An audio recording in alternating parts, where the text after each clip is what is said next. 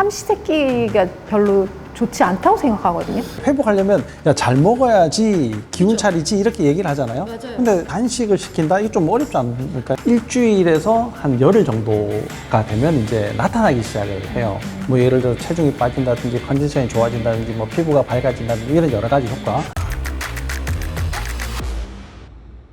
휴식만큼 중요한 게 없지 않습니까? 휴식을 어느 시점에 어떻게 하는 것이 가장 좋은 휴식인가, 이걸 한번 이야기를 해보면 좋을 것 같아요. 요즘 사람들 보면 가만히 있는 걸 힘들어 하잖아요. 시간 낭비다 이렇게 생각하시는 분들 많아요. 원장님도 일이 많으시잖아요. 저 일 많죠. 네, 우리가 먹는 거에서 좀 휴식을 한다 그러면은 단식 뭐 이런 것들을 좀 해볼 수가 있을 것 같은데, 단식을 좀 운동선수들한테 하기는 조금 어려울 수도 있을 것 같은데, 왜냐면 운동을 계속 해야 되니까. 제가 부탁을 하는 건 저녁에라도 조금 안 먹어서 공복 시간을 늘려면 어떠냐라고 제가 부탁을 해요.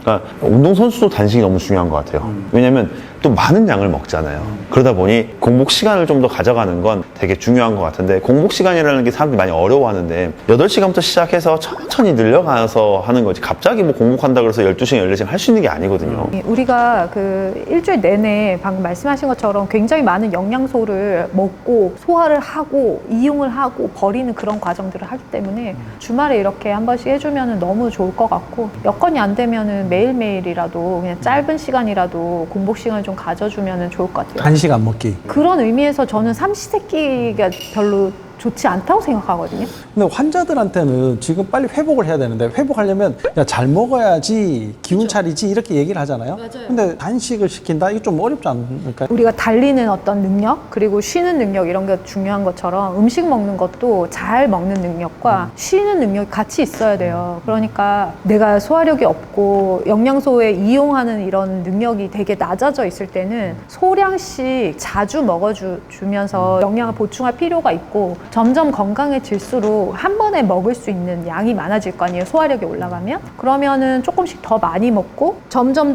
이게 한 번에 많이 먹고 굶는 시간이 점점 길어지면은 내가 에너지 효율이 좋은 사람이 되는 거예요. 차가 휴게소마다 들려서 기름 넣는 차가 있고, 부산에서 서울까지 한 방에 갈 수도 있잖아요. 그래서 우리 몸이 좀 더 효율적으로 건강해진 이상적인 모습이 짧게 많이 먹고 오랫동안 굶을 수 있는 그런 능력인 것 같아요. 그래서 환자분들 같은 경우에는 조금씩 계속 드시게 해야죠. 그렇죠. 이게 단식은 뭐 이렇게 그냥 좀 쉰다, 장을 쉬게 한다 이런 의미도 있겠지만, 그거보다 좀 더 이제 의미가 있는 게 세포 사멸의 계획된 과정, 아포프토시스라고 하는데, 그 과정을 이게 단식을 하면서 만들어낼 수가 있기 때문에 헌세포를 없애버리고 새로운 세포를 만들어내는 아주 중요한 시간이다 이렇게 보는데, 단식을 지키는 것도 물론 해볼 수 있겠지만, 저는 이제 단식에 좀 준하는 식단을 해보면 좋다 이렇게 이제 이야기를 하는데요. 소화 과정이 없는 게 단식에 준하는 식단이거든요. 뭔가 넣긴 넣는데 여기가 좀 쉴 수 있는 거.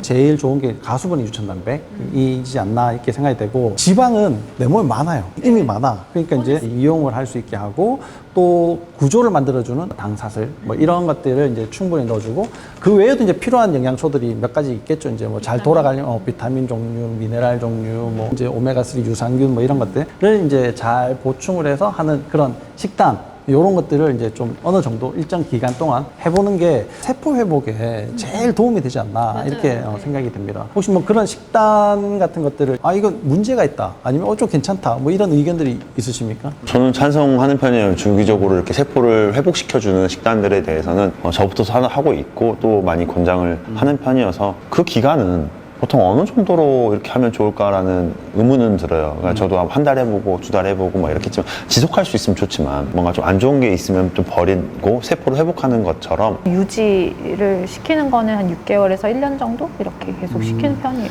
저는 이제 보통 이제 3일이 넘어가기가 어려운 고비거든요. 이게 이제 세포가 회복되면서 나타나는 여러 가지 이제 좋은 선순환의 효과는 일주일에서 한 열흘 정도가 되면 이제 나타나기 시작을 해요. 뭐 예를 들어 체중이 빠진다든지 컨디션이 좋아진다든지 뭐 피부가 밝아진다든지 이런 여러 가지 효과. 여기에서 딱 멈추면 이제 좀 아쉽죠. 왜냐하면 이제 이때부터 이제 효과가 나타나기 시작하니까. 제일 중요한 거는 꾸준함인 것 같아요. 어떻게 하면 꾸준하게 할 수 있도록 만들어줄까? 이게 제일 고민인데, 사실은. 거기에 대한 노하우 뭐 이런 거 있으십니까? 어떻게 해야지 꾸준하게 할 수 있다? 교육을 해요. 진짜 이게 교육을 많이 해요. 중요한가? 네, 이게 왜 중요하고 당신의 몸이 이러한 상태이고 이렇게 바꿨을 때 이렇게 변하고 있고 이런 것들을 계속 환자분과 대화를 많이 해요. 그리고 환자분들께 일기를 쓰게 하거든요. 예, 식사 일기를 쓰게 하면 스스로가 봐요, 그걸. 제가 보는 것보다 매일매일 그걸 쓰면서 볼 거 아닙니까?